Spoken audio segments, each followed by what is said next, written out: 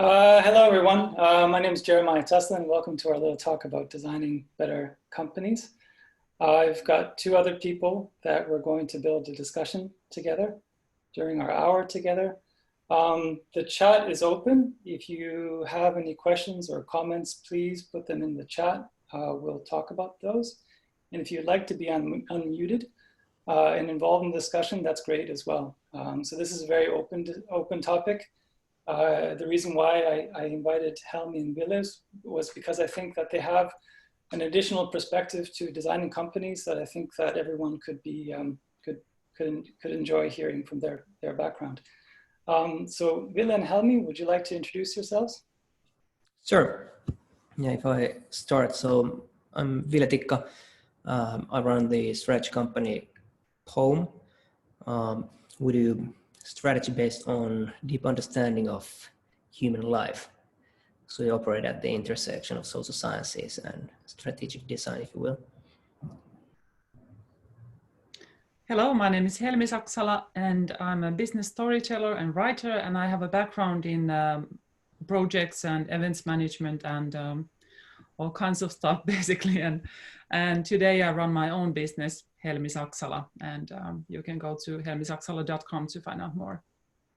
Yeah, good to see you all. Thanks. Okay, so when Think Good Thoughts got in touch and they invited for a discussion, they wanted to know a topic, sort of kind of thing that I'd like to bring up for the creative community. And one of the things I've been looking at for quite a long time is how can we design better companies? I used to think it was about branding, like about the way that the brand looks or feels, or the product offering, or the personnel inside the company. I think it's all those things. It's probably a lot more than those things. And normally, if you go through a design education, you learn sort of the basics of how companies should look.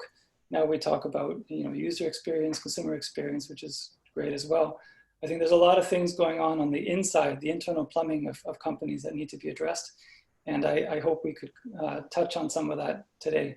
So I've been working client side for a long period of time. I've been now 20 years living in Finland, working for Nokia, Marimekko, Iittala and Arabia. So I have been working on the inside of companies to help design them holistically, across product offering, retail, marketing. And I figured out that it's never an individual component. I mean, the work we were doing at Iittala, I was working with Iittala brand for about 5 years. A lot of the meaningful, sort of impactful work we did was immaterial. So this is a photo from an immaterial study we did. What is the effect of glass and light? And so it's always the projection of light that actually made almost like the product. The immaterial side of the work that we're doing with Iittala was, who do we hire? So what sort of designers do we have hiring, working inside the company? Who do we collaborate with? So what sort of consultants, agencies, designers, production specialists do we use to help build and shape the company? How are we building offering? How are we building value? How are we changing the offering and value based on the market situations like what's going on right now? How do you adjust to those kind of things? So a lot of the things the really valuable things in designing Iittala as a brand or as a company were very immaterial, and they had a lot to do with people that were interdependent in the sense that they relied on one another to make something good happen from the company. And then there's actual customers, people who love the company or buy something from the company. Put up this photo of Memphis Group. So I've always admired the work of Memphis Group in the sense that it happened after World War II when Italy wanted to show or kind of prove to the world that it was anti-fascist. And this was a collaboration between artists, designers, and industry. So in a way, when you think of like designing a company, it can also happen as a design movement, as a design collective. So we have probably a lot of creative people online now. And in a way, the Think Good Thoughts community, the whole idea is that what can we do together? So I think things like Memphis movement, kind of pushed out of that country for a reason at the time. And it wasn't just creative people, but it was, of course, industry that it was helping build these crazy ideas. There's the Whole Earth catalog in the 70s, which is a access to tools, a collection of products. So it wasn't a company in itself, but it was a collective. So I've been quite interested in what collectives or what network can do to help shape value. So a lot of the times when I was working inside a company, it's almost like you have your little bubble inside the city. I have worked freelance for a year in Helsinki, and I always loved the city as the office, in the sense that you're running around from client meeting to client meeting, connecting things, and you're basically using the city to create value. Often when you work inside a company, you're just inside that company. That is your network. And sure, you have meetings outside, but it's basically a bubble. So could there be a way of creating this sort of collectives or these kind of networks to be able to create better value? Read a book a few months ago called The Responsible Company. What we've learned from Patagonia's first 40 years by Yvon Chouinard and Vincent Stanley. This book kind of triggered this idea of designing companies, in the sense that the contents itself was incredible. Highly recommend checking out the book. They question a lot in terms of company structure, what we do for a living, so how we make income, how we make money, how we create value. What sort of crisis, of course, this was written some time ago. They're talking about from an environmental crisis. We have different types of crises running all the time. What would a responsible company mean in our time? What's meaningful work for the company to get dedicated to, but also the employees to dedicate themselves to? What are elements of business responsibility, and what's shared knowledge? So what can the company share with other companies to help build value? And then there's a little checklist at the end, which is where to go from here. And this checklist is fantastic. It's not able to post it on this slide, but it's kind of everything you would need to know from a blueprint perspective of running a company. Highly recommend to check it out. Ville and Helmi, you're familiar with kind of both of these sources. Do you have any comments or thoughts about this sort of designing a company ideology? Well, actually, I'm going there in my presentation just a little bit, but I really loved your idea of using the city to create value. And somehow I think that that's a reflection of how things might work in the future. Like there are more and more people who don't work for a company, but different companies maybe. And also it's interesting from the point of view of local and global. That's one thing that really hit me hard. Yeah. And I think also for me, I think the idea that kind of creating a company, building a company, or designing a business, or creating new value, it's a social thing. It's a human thing. It's about the interaction between people. It's the way how we are interdependent with each other, and that's what basically designing a company is all about. Yeah, understanding people. Yeah, exactly. How we do things together. Great. For the audience, I mean, if you have any questions or comments during the presentation, we're going to take breaks. Please, the chat is open. So please write any sort of comments, and we'll just take them in. So this is very organic in this way. I'm going to show a little bit of things. Helmi and Ville will both have their sort of slots, but please open up those questions, because it really helps build a dialogue. So Ville, you want to talk about POEM, your strategy for the real world? So I basically started that already. So POEM's company, which we started late last year. So it's built on the shoulders of my previous consultancy called Wevolve. And what we do is basically that we help to understand the kind of shared reality, the world as it is, through the lens of social sciences, which is quite different from the usual way how in kind of in the context of strategy, the world is approached. So not as numbers, not as Excel sheets, but as actual human behavior, so social phenomena, the real stuff that's going on, and bringing that in to the companies, and then helping to reframe the kind of their resonance with the world. So I think expanding from the usual idea of being customer driven or user centric to the idea that companies are with the world and actually operate as you as a freelancer were creating value in a city with different people. I think companies are creating value in the world with or through various different mechanisms, interfaces. We usually tend to call them kind of customer touch points or something like that.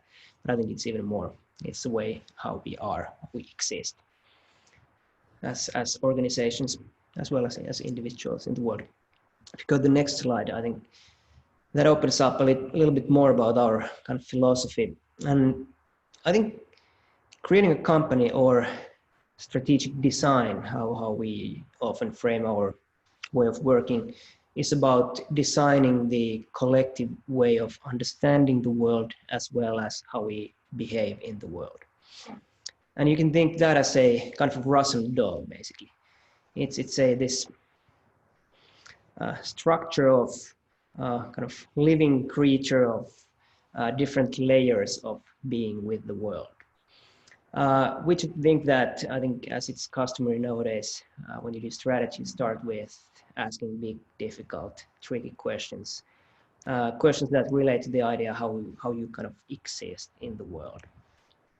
Those are deep things, and as a kind of consequence, you start to get the idea that, okay, this is our purpose, this is our shared mission, this is our reason for being in our world. This is what the world will see, or how the world will see us, basically.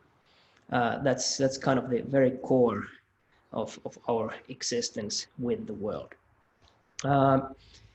Next to the purpose, you kind of tend to create directions and parallels from that big reason of being to ways you actually act in the world. It could be a business model, it could be about your brand, it could be about your product portfolio, it could be the most valuable features in your products, etc., etc. So basically, the different ways you think about your world and you act in your world. And I think as you kind of proceed from that to the next level and you think how those strategies are going to put in action, it's all about understanding how we collectively do our daily work. What are the social structures that govern the work that we do, and what are the actual behaviors that we do as individuals and collectively in the organization, but also the behaviors that people can do with us through our products, with our services, etc. So it's basically designing a better company starts from understanding companies as these kind of constellations of collective behavior, collective ways of thinking about the world, and then pinpointing pretty clear directions how that kind of company operates. If you go to the next slide, that opens up a bit a project that we recently did called Posner Playbook. Is kind of strategic playbook for kind of dealing with the changing situation. You go to the next slide. I think if you're interested at some point and go check the materials, feel free to do that, but don't do it right now, because otherwise you end up in that rabbit hole and you're not following the conversation anymore. But yeah, what we did at the first stage is that we kind of scan the different ways companies are now with their world, how they try to be of value instead of actually creating value in the world, and what kind of strategies, what kind of strategic plays they are using to do that. So if you go to the next slide. We look through kind of different time scales and kind of impact scales, how different companies are now doing that. So starting from the very kind of now concrete things that they do to kind of more strategic ones to the ones that are real always. So creating different ways of being from understanding the culture, what it means to understanding the different kind of consequences of their actions, to actually realigning their purposes with the changing world. So all in all, I think this is quite abstract, but the kind of key takeaway for me, and I think for this discussion, is probably that designing better companies, in our point of view, should always start from understanding the kind of real behaviors, the real consequences of what we do in the world.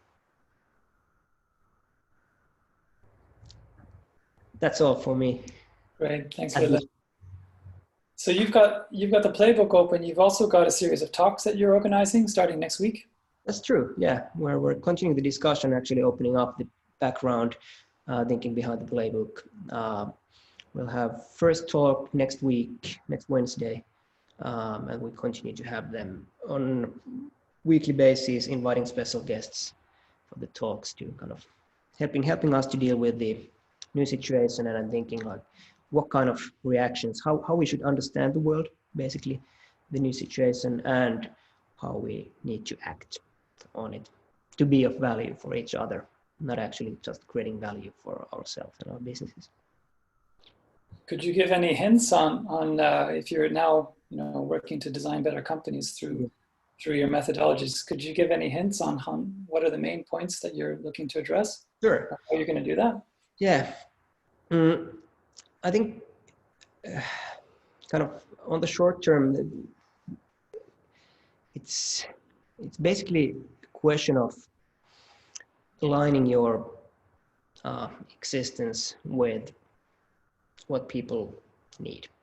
So I think that's kind of and to really simplify, that's what every company should basically do. Align with the changed circumstances and changed realities. So we've seen a lot of that. So companies who are all of a sudden doing hand sanitizer.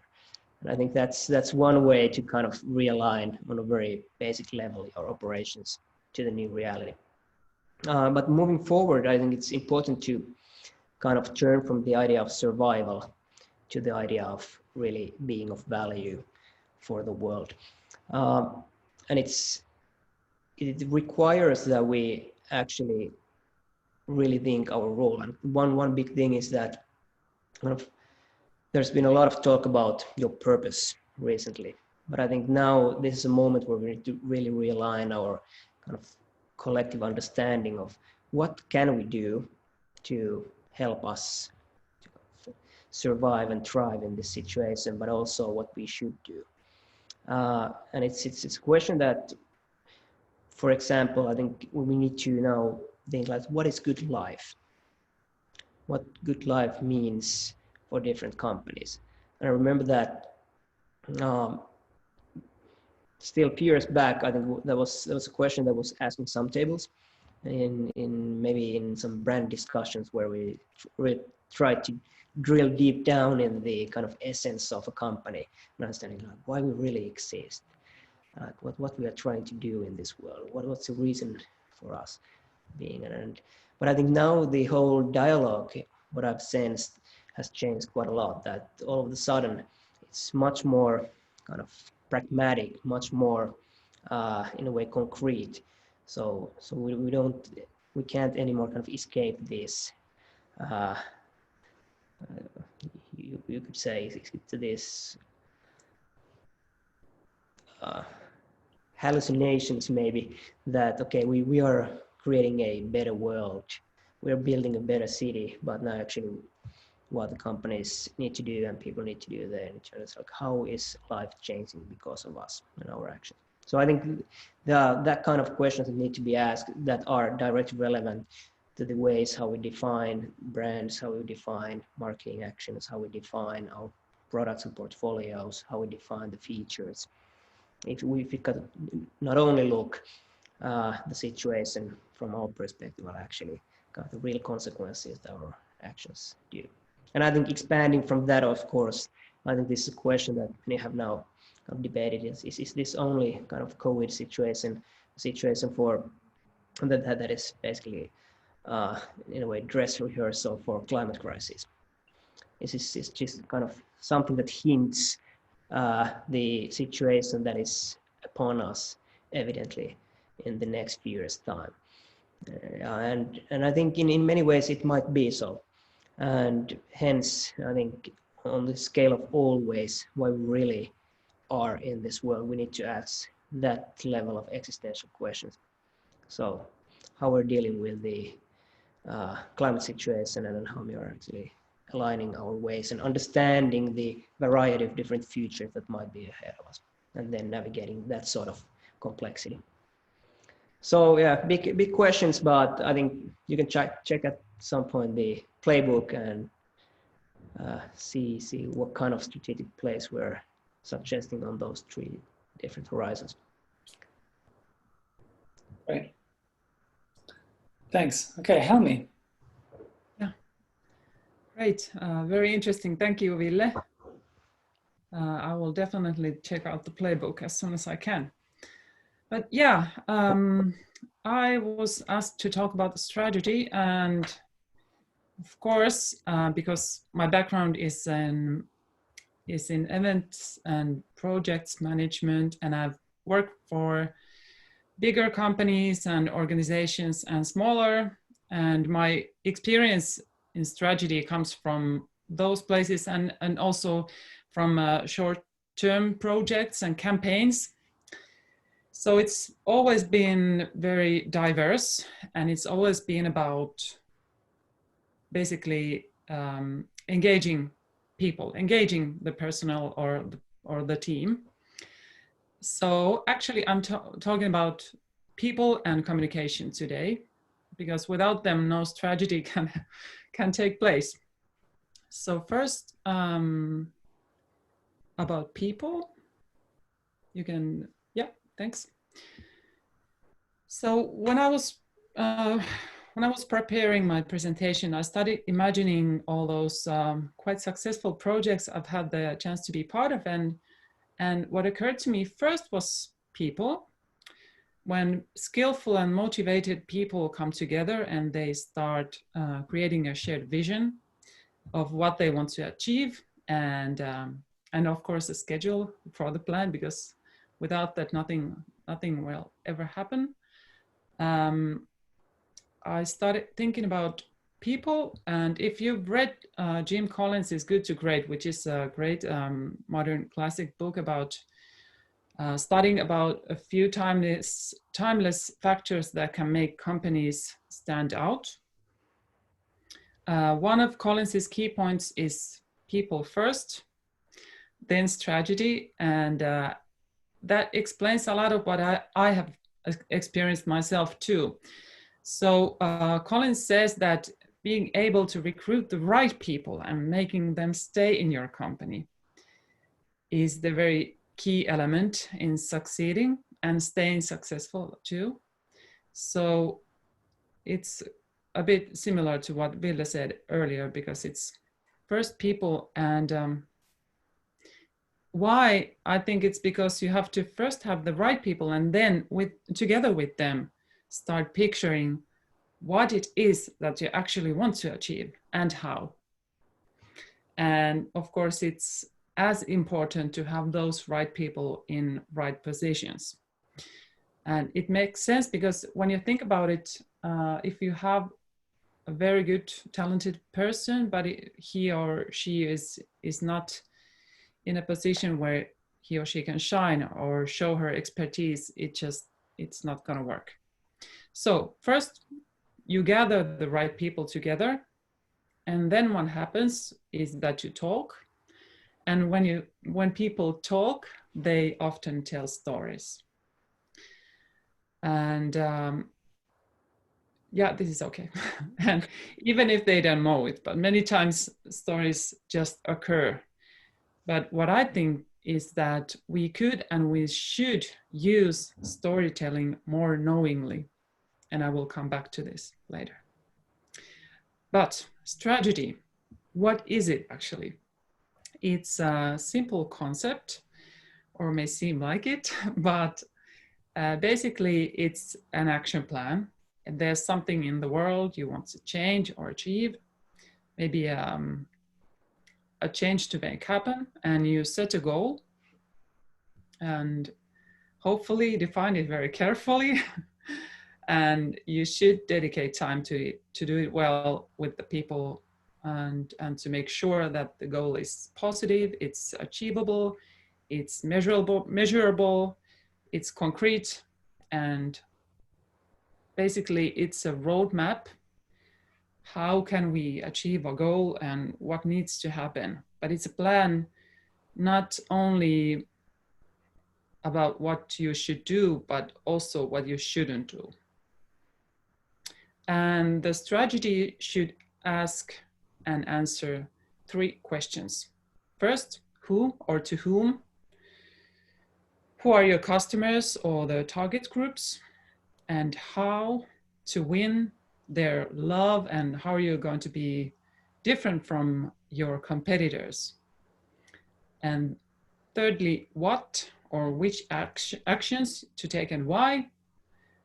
And well, also when, because as I said, if you don't have schedule and deadlines, nothing will happen. So that was 4 anyhow. So we have to draw the big picture. You have to choose your methods and your tools, and maybe collect data, but also to follow your instinct.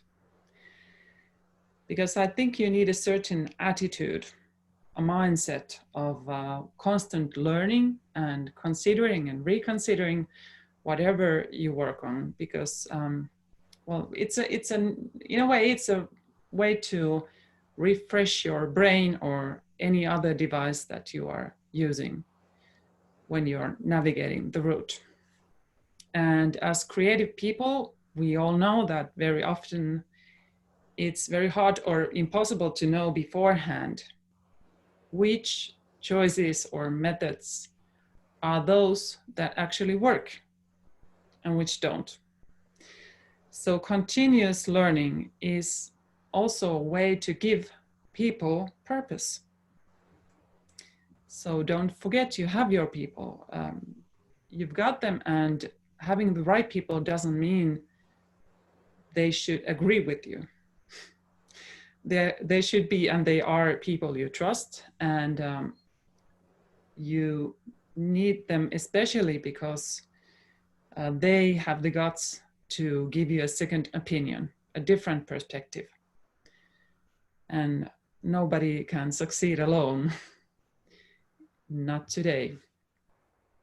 And so to build a bridge to my next point, I'd like to ask a question from the participants, if that's okay. And you can just write in the chat, please do.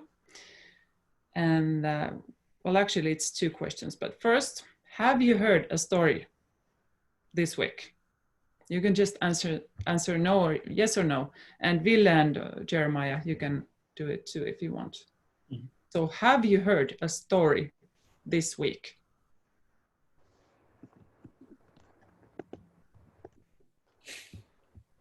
Yes. Yeah. Great.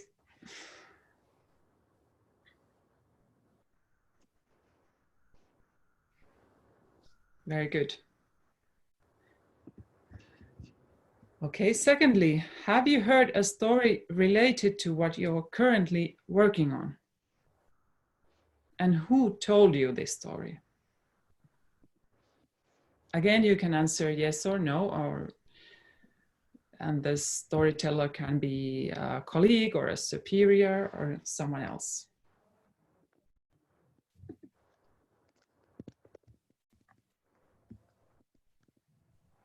That's not so easy, I think. Client, yes, great. Colleague, yeah.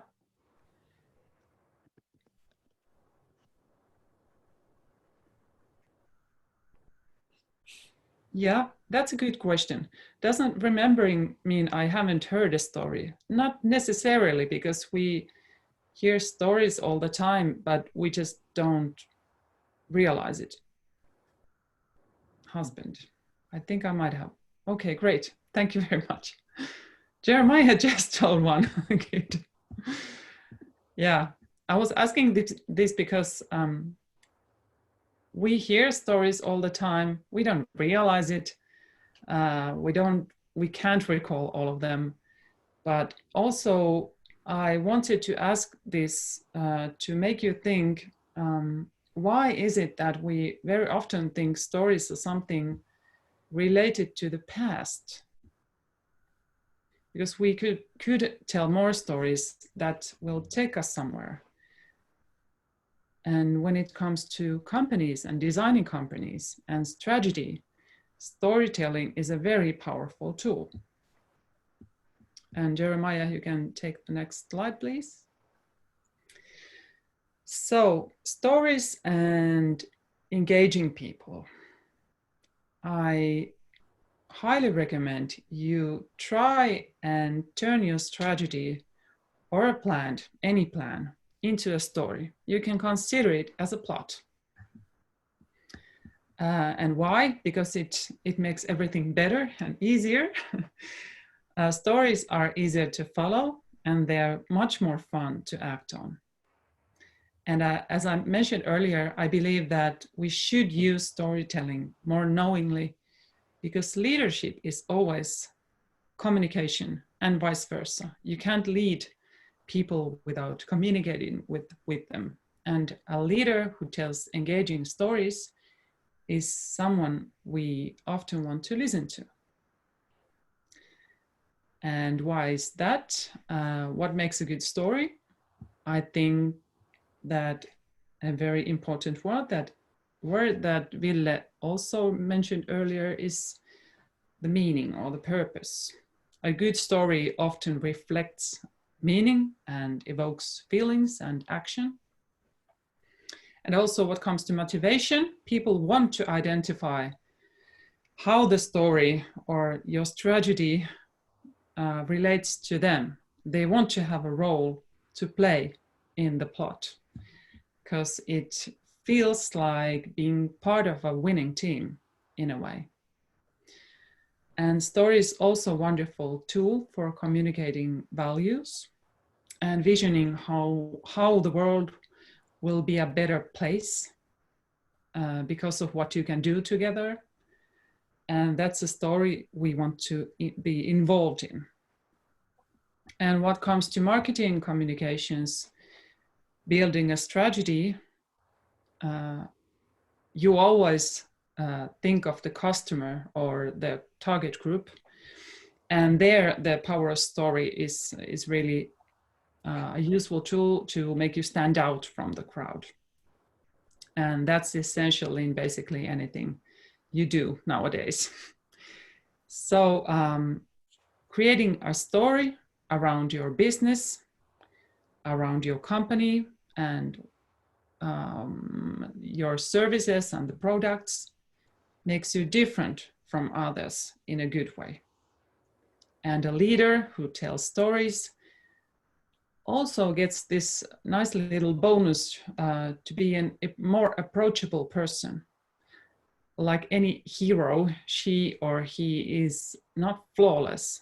And that's something that we can relate to.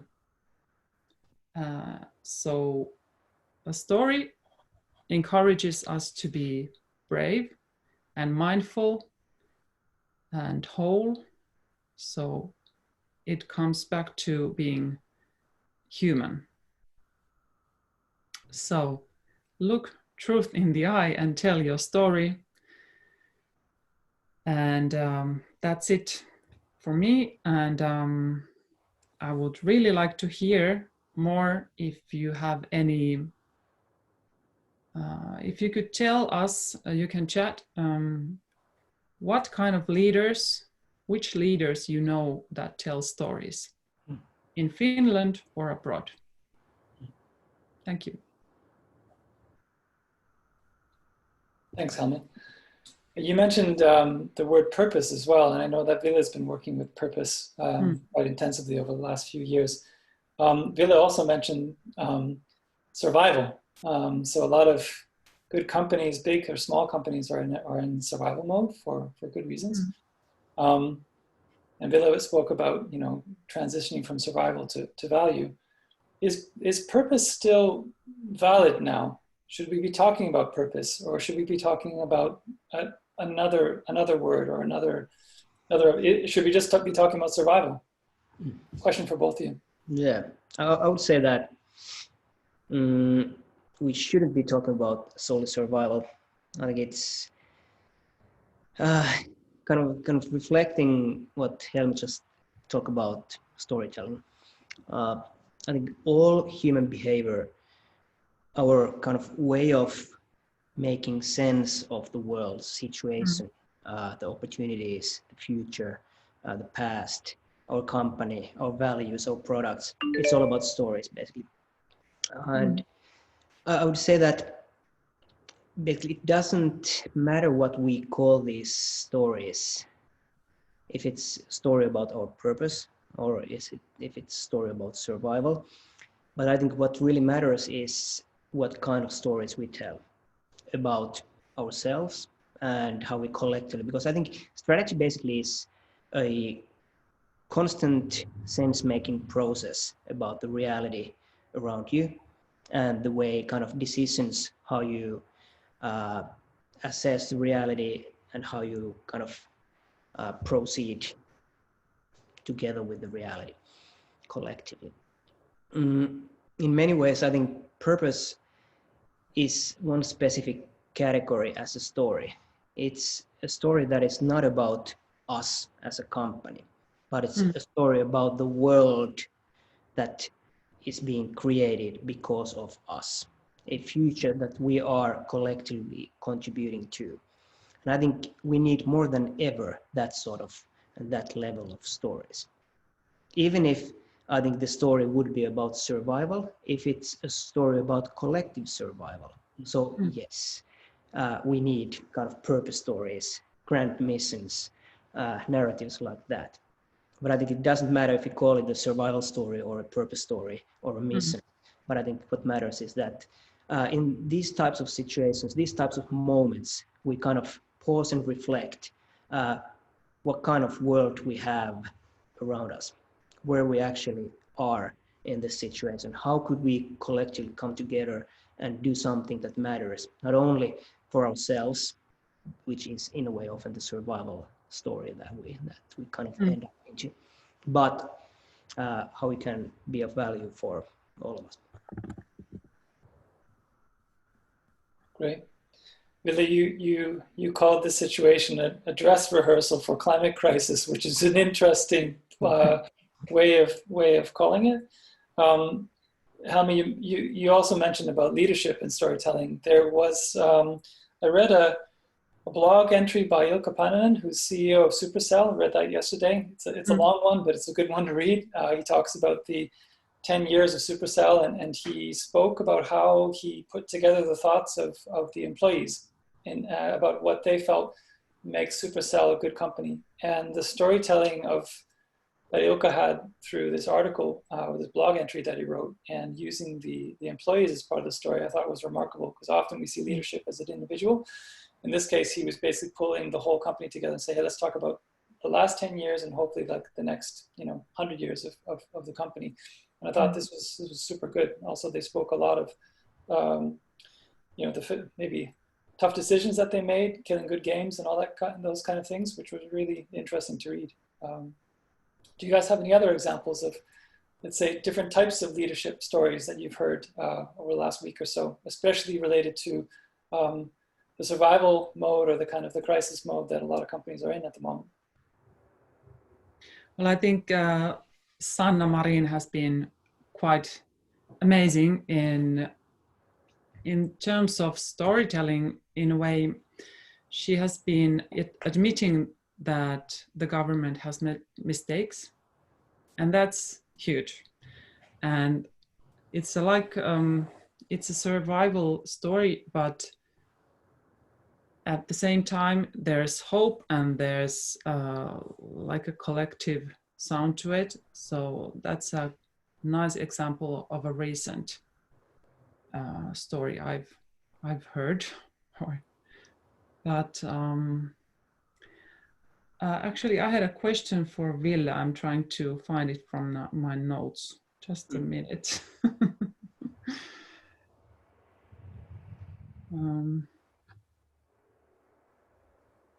You go ahead.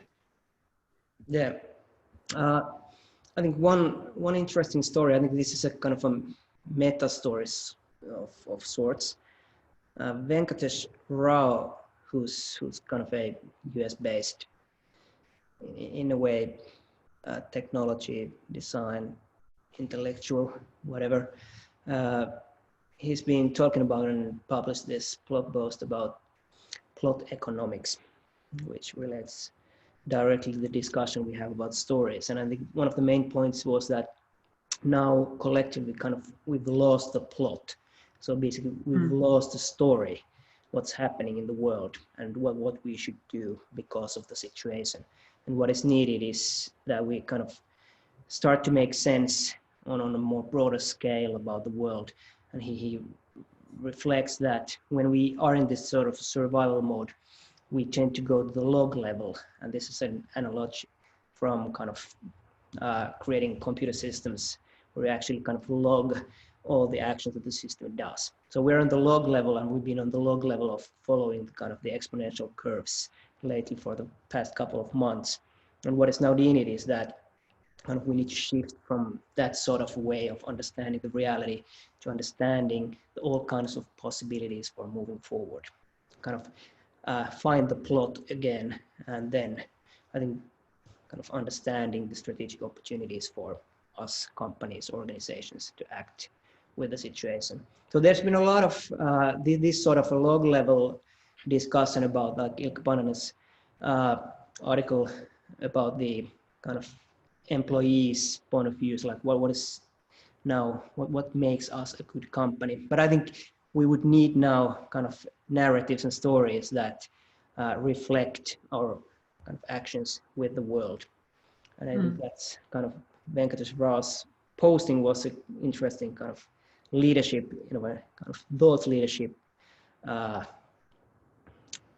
point of view on these narratives that we have and what kind of narratives we would actually need. Great. But I think question for you guys, I think is for me, because I think designing better companies is an interesting framing for the discussion, exactly what we need now. But I think there are three interesting words that need to be defined, like of course, designing, better, and companies. So, and companies is, for me at least, it's quite obvious. Companies are organizations, constellations of people who work for collective goals, strategies, missions, purposes. Designing those, for me, that means, I think it's about kind of strategic design to begin with. So it's designing the ways we understand the world and how we deal with the world. But how, and of course it goes all the way to designing all the touch points, how the company, from brand to products, how the company touches its world, its customers and everybody else's lives. But what do you think like about better? What does that mean for you guys? Like how companies should be better in these times? The first word that occurs to me is future-proof. Because there's sustainability is something that we must consider in everything we do, and I don't think there is going to be any successful companies in the future who don't consider their sustainability. And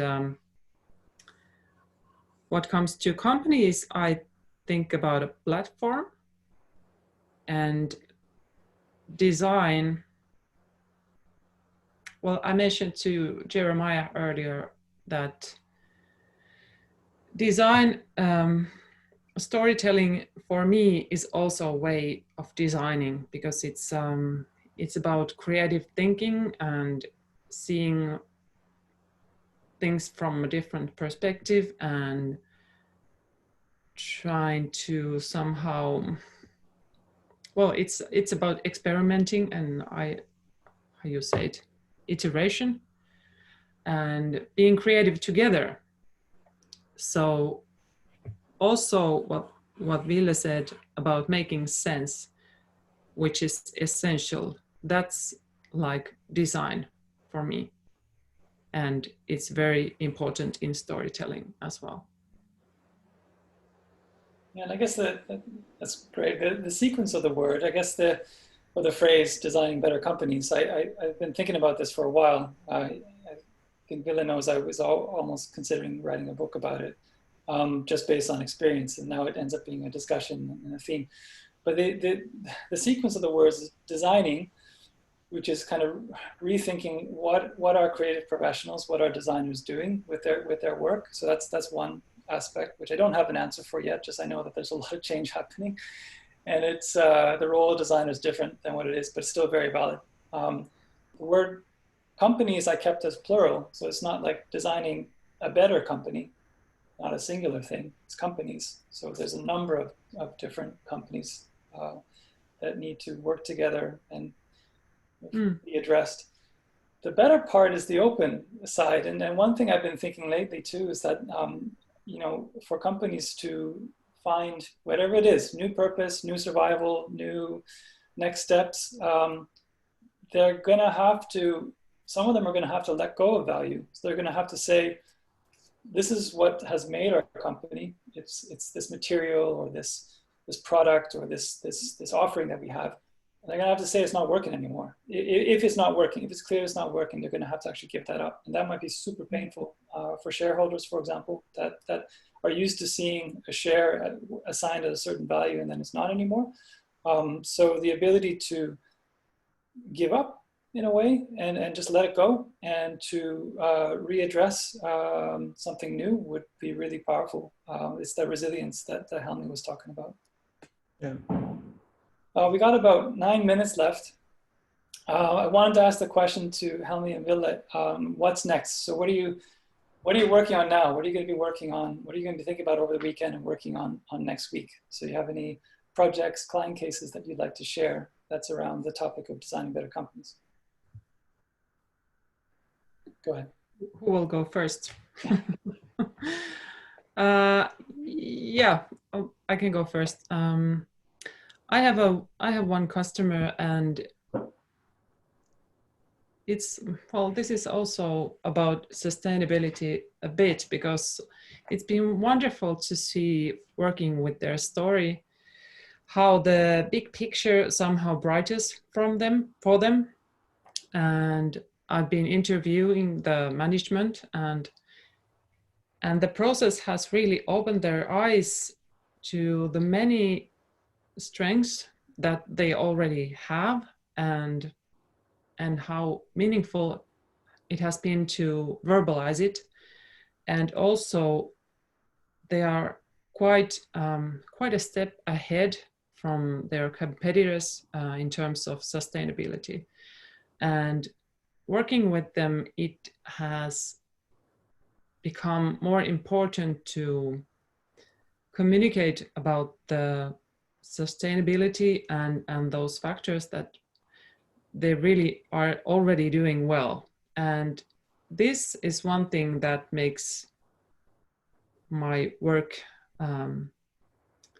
like meaningful for myself, because it's always great that we can communicate and like engage with the people that we are working with, and bring up very important themes, and so that it's somehow prioritizing what you tell. And when you tell about good things, you want to live accordingly. You want to become a bit better yourself, and as company, and as you said, Jeramiah, as companies working together and to learn from each other. So it's been a very wonderful process working with them, and that's what I'm working on at the moment. But what's next? Well, maybe Ville, you can go first. Yeah. I'll say a few words more. So yeah, there are some client projects going on. But what I'm really kind of interested in is, I think what happened a couple of months ago when kind of the shit hit the fan. I think as we all, I think I also lost the plot. So what the hell is going on? Was a question that was in my mind constantly. And I think creating the Posner Playbook is and has been kind of my personal project of making sense of the situation, like how we should now think about the whole thing. There's been a lot of writing, a lot of talking about contagion, new cultural realities, new business opportunities, etc., etc. But I think personally it was really important for me to kind of do that project in order to personalize what all this noise means and then where's the signal that I can actually follow.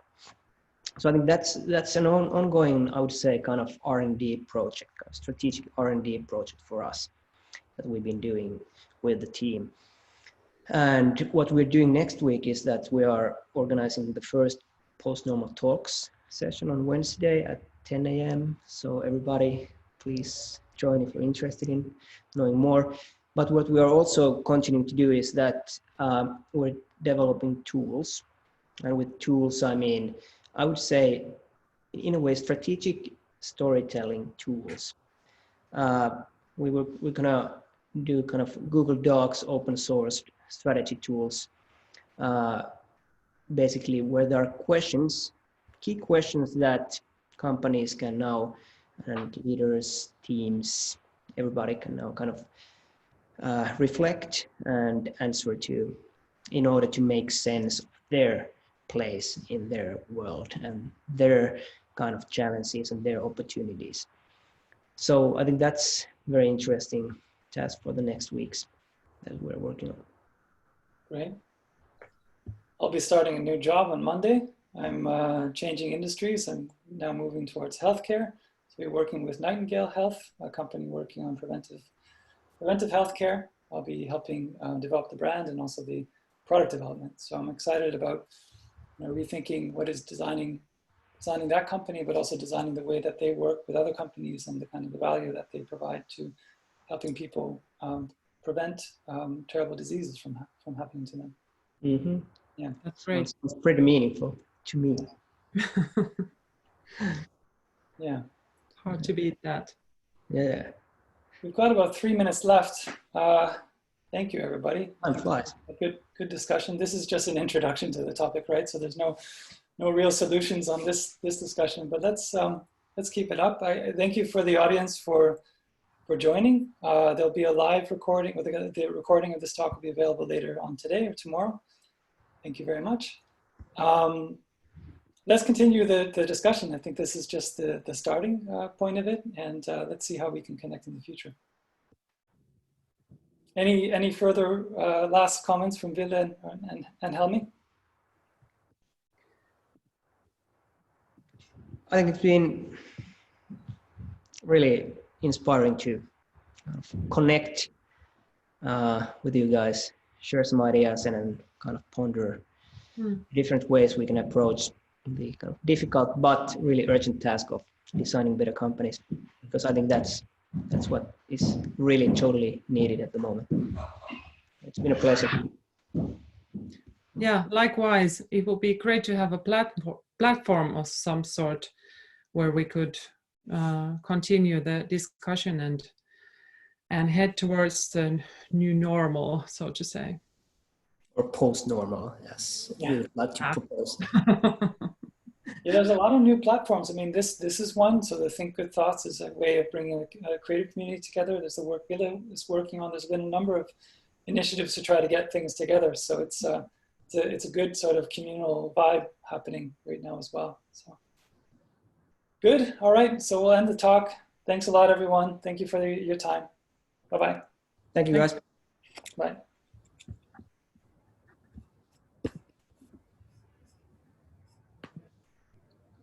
See ya. Yep. See you. Bye.